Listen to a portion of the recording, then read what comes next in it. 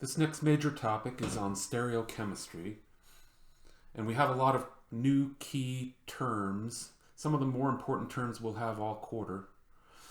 The first being chirality here.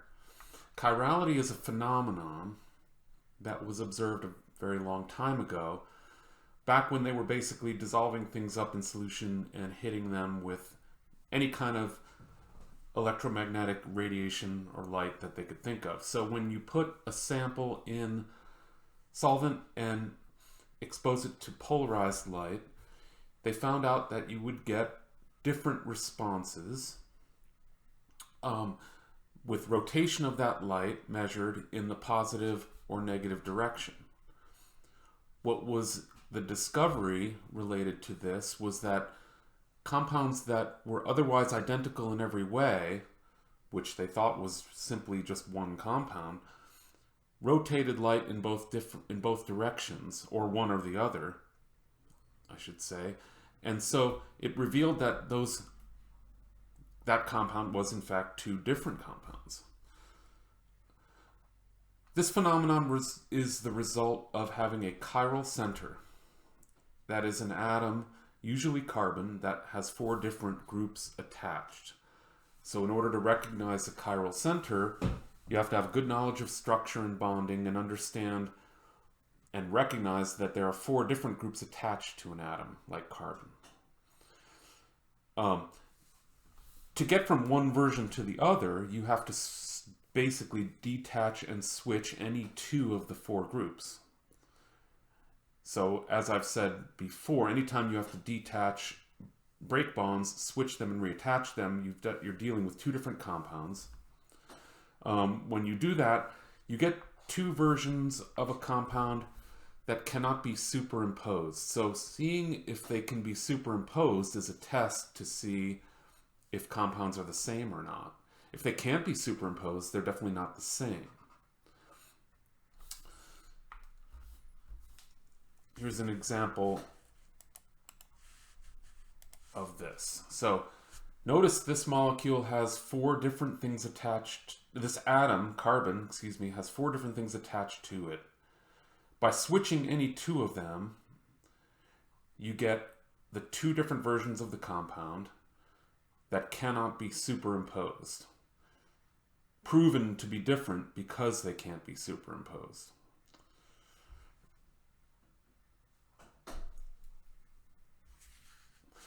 So we call these as having 2 different configurations. That's a really important term. Configurations rather than conformations. We also call them enantiomers. And the mers, notice, comes from isomers. So it's a type of isomer called an enantiomer. They're non-superimposable mirror images.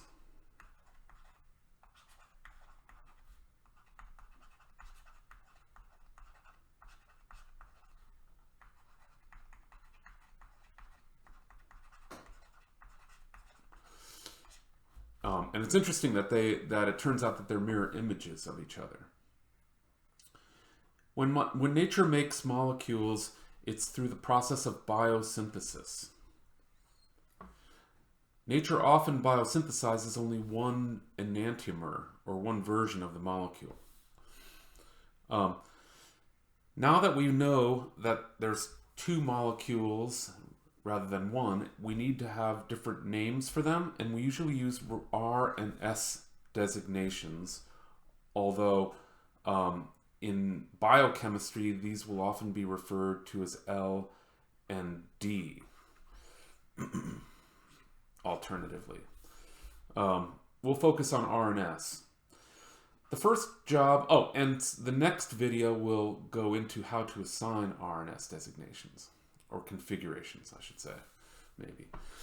The first task, though, is to recognize what and where the chiral centers are. And you absolutely have to use the wedges and the hash marks. Otherwise, a straight line doesn't tell anything. It leaves the configuration completely unknown. So if I see these problems without the wedges and hash marks, I'm just going to say I don't know what molecule I'm looking at. So some simple examples of what is a chiral center and what isn't. Say you have this molecule, and the eye is drawn to where the wedges and hash marks are, and the question is this a chiral carbon? And does it have 4 different groups attached? Well, here's one group, here's a different group, but in these directions,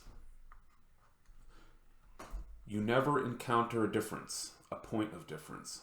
This is a CH2 implied, same here.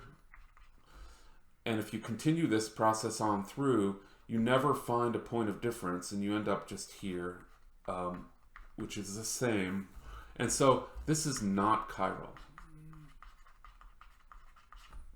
And so therefore the molecule is referred to as not chiral. If a molecule has a chiral center, it's referred to as a chiral molecule, or more than one chiral center. In order for this to become chiral, we can just make a difference, for example, here.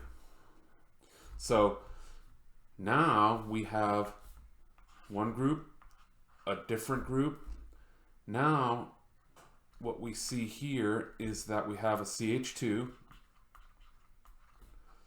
and a CH2, so they're not different, but you can't stop there. You have to keep going until you find a point of difference, or until you don't find a point of difference. So keep going out to see if there is a point of difference.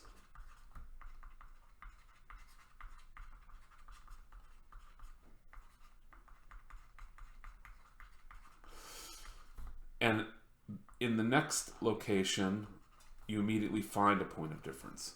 Therefore, this carbon here is chiral. We'll designate it with an asterisk. Chiral.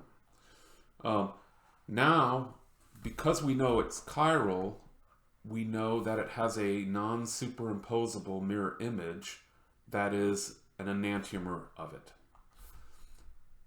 It's pretty easy to draw the mirror image. One way is to just switch any 2 groups. Remember, if you just detach and switch any 2, you get the non-superimposable mirror image, as we proved above. So to get the enantiomer, I could just draw this by switching these 2 and not switching the other 2. Of course, if you switch all 4, you're back to the same molecule again. This is the enantiomer. Another way to look at it would be, I could draw the non-superimposable mirror image of this, pretending I have a mirror in between. So the mirror image of that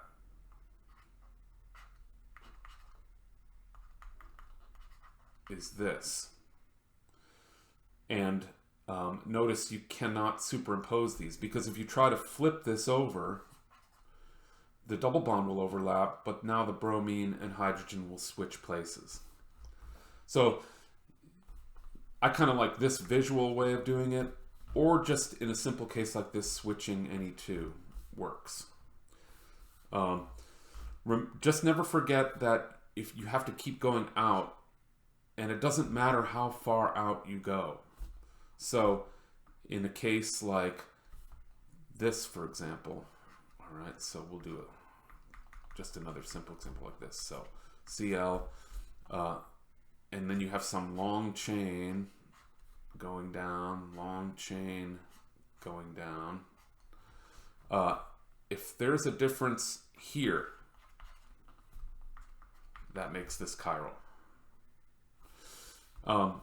So, like I said, in the next video, we're going to learn how to name these 2 different versions, for example, of a molecule.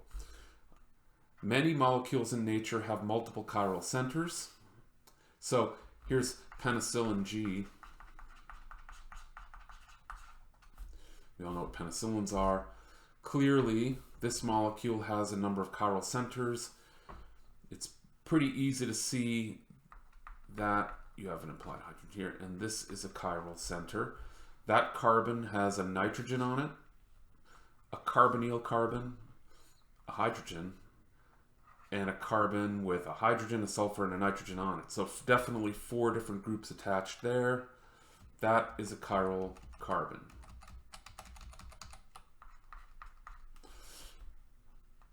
This is a chiral carbon. It's got a hydrogen, sulfur, nitrogen, and carbon attached. This is a chiral carbon with a nitrogen, carbon, implied hydrogen, and a different kind of carbon, carbonyl carbon, attached there. So this molecule has 3 chiral centers. Notice that this is not a chiral center because it has 2 groups that are the same. In looking, remember, just you're going, as soon as you find a point of difference, they're different.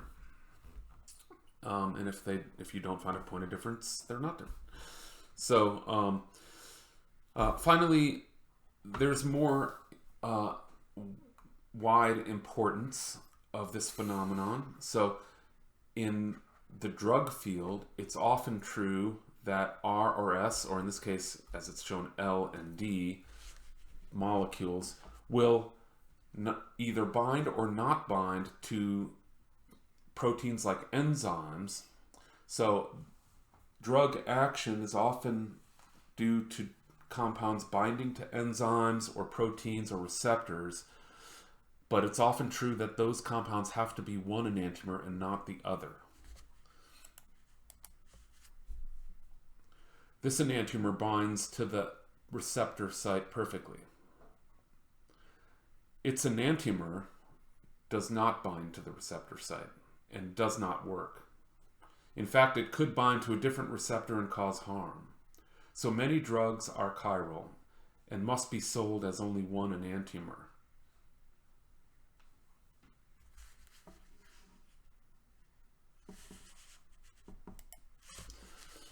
Another example is the common big molecules cellulose and starch. Cellulose and starch are virtually the same molecule, but one of them makes up the structure of cell walls in plants and is really rigid. That's cellulose. Starch is like a potato. They're long chains of sugar. Cellulose and starch differ only in one position, having a different configuration. So, and you can see it in this video, like right around there. Well, I don't know if you can see what I'm pointing to, but you can see there's one position switched. Because of this one change, we can digest starch, but we can't digest cellulose. We don't have the right enzyme to digest cellulose. Cows do. So cows can eat grass that has cellulose and digest it. So plant-eating animals can digest cellulose a lot of times. Okay, so in the next video, like I said, we're going to learn how to name the 2 different enantiomers.